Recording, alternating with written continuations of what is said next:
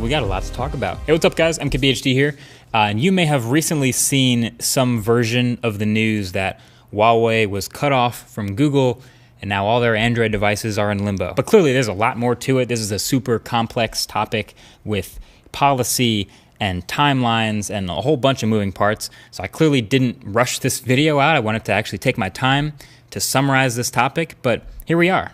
So this is everything you need to know so far in one place. So Huawei, in case you didn't already know, based in China, huge company, absolutely massive, and they have all kinds of businesses in tech. They sell networking equipment, they sell computers, and they sell, most notably, smartphones. They are the #2 largest by market share smartphone vendor on planet Earth, second only to Samsung and right above Apple. So as you may have heard or read in the news over the past few months, the US and China have been escalating this trade war from both sides.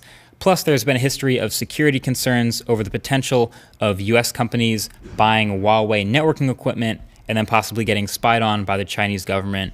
US government agencies were even banned from buying Huawei phones at all. So no matter how you view those things, either way, Huawei's status in the US has been pretty shaky for a little while now for various reasons. They knew it, we knew it, that's just the climate we're in. So the big new news now is that the US government signed an executive order into effect that added Huawei to effectively a blacklist of companies that are restricted from doing any business with any US company at all. Period. It's been worded a bunch of different ways, but that's basically what went down. And now the implications from that have run far and wide. I mean, nothing's really rocked the tech world quite like this in a little while. So the biggest, most obvious headline from this is Google. They're a US company. Huawei does business with Google. They make Android phones. So when this executive order came out, in response, Google complied by stopping all business with Huawei and pulling their license to use Android. That wasn't like a choice they made or a decision they had, really. They're just complying with the executive order. Google's in the US. Huawei is not allowed to do business with any company in the US, so they can't be sold any software or any licenses, so they can't use Android. So this is, of course, terrible news for Huawei, who, by the way, was the fastest growing smartphone manufacturer in the world. They were coming up quick on that #1 spot. So now the big question we're all wondering is, what does this mean for the past, the present, and future Huawei devices? So for Huawei devices, past and present, like if you own a Huawei phone like me, like a P30 Pro, or you're thinking about getting a P30 Pro or a P30, here's the deal. First of all, they were issued a 90-day exemption, so they will be able to continue sending software updates and security updates to existing Huawei phones for the next 90 days into August, so that sort of softens the blow a little bit, I guess. And I do believe this also includes Honor, by the way. Honor being a brand that's owned completely by Huawei, a sub-brand of them, but Honor and Huawei phones are all sort of under the same umbrella. So these phones will all still work and they'll still keep getting software updates. And also Google tweeted from their Android account that while they comply with US government requirements, services like Google Play and security from Google Play Protect, they will keep functioning on your existing Huawei device for now. But these phones, if things stay the way they are, basically, these phones will most certainly stop getting software updates. Like, even if you're not in the US, no matter where you are, if your Huawei phone runs Google services, those will stop, and these phones will not get the latest version of Android. Basically, at the end of this 90-day extension, whatever software version these phones have is the one that they'll have for the rest of their life, which is definitely not ideal. So what does Huawei do from here? Like, what can Huawei do about their future phones? And can Huawei even make future phones without any US business help? Fun fact, they spent $70 billion buying components for hardware last year.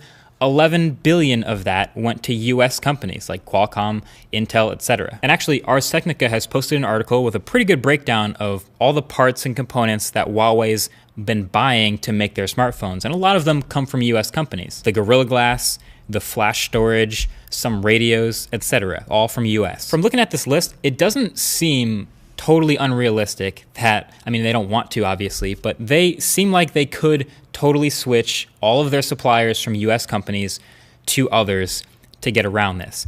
It's not what they want to do. It involves spending a lot of money and doing a lot of work, but they're one of the few OEMs that doesn't rely on Qualcomm for their silicon. They make their own Kirin 980 chip for the Mate 20 Pro and the P30 Pro. So in theory, with a lot of effort, they could keep making these physical phones. And also, Bloomberg has reported that Huawei has built up a 3-month stockpile of the parts they like to use ahead of this ban, which is actually pretty impressive. But even if they did replace all of these hardware suppliers with alternatives in the next 90 days, the software is still the big question. How do you make a phone without Google, without the Android license, and without the Google Play Store? Technically, Android itself is open source. Just bare bones stock Android is just an open source project, which has led many to speculate you don't need a license, you don't need to do business with Google to just use AOSP. So they could use bone stock Android, but that's not ideal because even that is further and further from the version Google uses every day, and that still doesn't include things like Google Services, Gmail, YouTube. It's just not ideal. The more I read into it, it turns out Huawei's been sort of quietly bracing themselves for something like this for a while.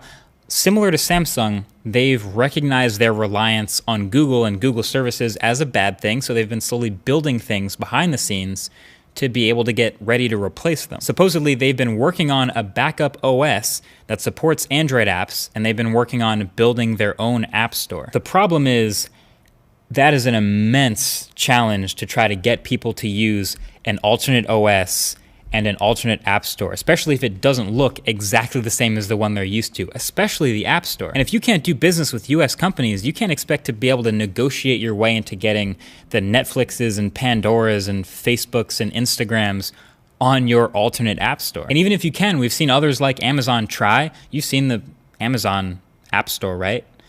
Amazon's a multi-billion-dollar company, and the sad version of an app store that they have is nowhere near a replacement of the ones that we're used to. So it's a super massive challenge to try to build up your own app store out of nowhere. So this spells a lot of work for Huawei. Like, it shows how big of an impact just getting cut from your ties with Google can have on your business. They've seen this coming. They've known that this is possible, but now that it's happened, it's awful. So the way things stand now, they could, in theory, after the 90 days is up, continue to make phones entirely through non-US companies, but those phones wouldn't have Android, they wouldn't have the Google Play services, which are crucial, and they wouldn't have the Google Play Store.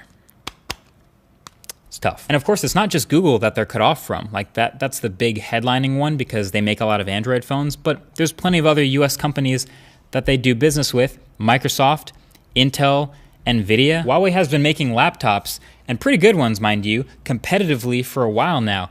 But as far as I can tell, they can't keep making Windows laptops without doing business with Microsoft and Intel and NVIDIA and these companies.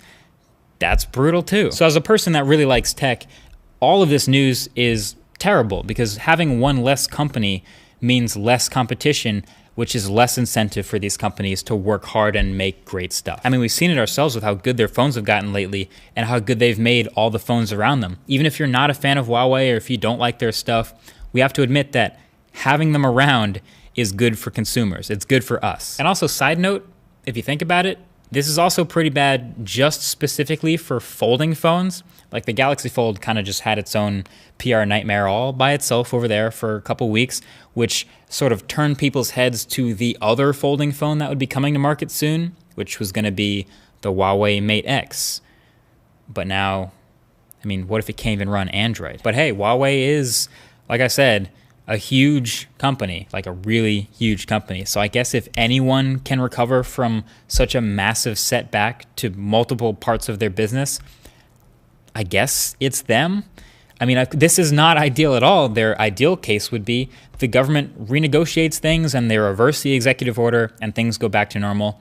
But in the case that that doesn't happen, at least they have billions of dollars to try something. But even if they do come back, if you think about it, the bigger damage might really just be the way people think about Huawei as a company to potentially buy products from. You know, their reputation isn't exactly great, especially in the US. So now, good luck trying to convince someone to spend $1,000 instead of an iPhone on a Huawei phone that doesn't even have the Play Store or run Android anymore. That's a tough sell. If you look back, a very similar situation happened to ZTE in 2018, last year. They got cut off from all their US business relationships, and they were never the same. They didn't exactly come back strong from that. But Huawei is this Goliath, so I'm thinking things will go a bit differently this time, or at least I'm hoping things will go differently for the sake of competition. But to be honest, this whole situation is far from over. These things evolve, they change over time. I wouldn't be shocked if this whole thing was reversed in the next couple months, just because that's sort of the way things have gone recently. But as of right now, we're just kind of in this unsatisfying limbo as we speculate about Huawei's future.